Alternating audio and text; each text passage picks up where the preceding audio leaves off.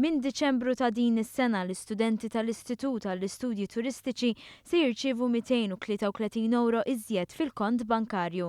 Dan ifisser li l-grant li tħabbar fil-budget 2016 se jingħata iżjed kmieni mill-ippjanat. Dan qalu l-Ministru għat-Turiżmu Edward Zammit Lewis meta żar l-Istitut għall-Istudji Turistiċi bħala parti mill-proċess ta' konsultazzjoni gvern li jisma'. Għal din l-aħbar l-istudenti esprimew sodisfazzjon. Il-grant se jkun ta' nifs għall-ispejjeż li jiltaqgħu magħhom u joffri dinjità lill-istudenti tal-istitut. Hija benefiċċju mill-gvern li ta' l-ewwel darba lill-istudent meta €33 żgur li ħajjenu kull student u studenta li jew fl-istitut.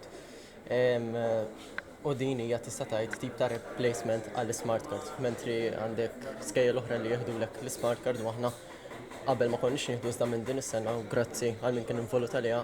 Hija xi ħaġa tajba għalija l-istudent, għall-studenti li ma jaħdmux hija xi ħaġa li tgħinhom fl-stationery tagħhom l-uniformijiet li biss ġietna fuq €280 l-uniformi. Il-Ministru nkoraġġixxa lill-istudenti jkomplu bl-istudji tagħhom għaliex it-turiżmu huwa mutur ewlieni tal-ekonomija Maltija u li kull ma jmur qed ikompli jikber. Student fil-qasam tal-bars u ristoranti issuġġerixxa li għandu jkun hemm iżjed taħriġ prattiku. Nixtieq li ikolli iktar practicals fejn ninvolvi iktar ruħi fuq cocktails u hekk, għax dik l-linja tiegħi ovvjament, u min jixtieq ikompli fuq ċina jkompli iktar fuq ċejjen ġodda, metodi ġodda ta' tissir u hekk.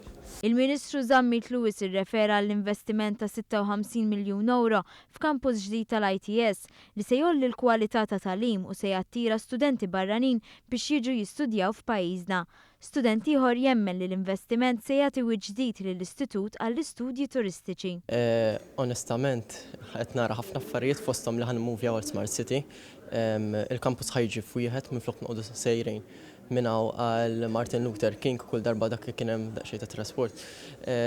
Dik l-inkonverjenza ħadd inqata' u issa ħajkonna l-benefiċċju li ħankun iktar maqudin bħala kampus wieħed.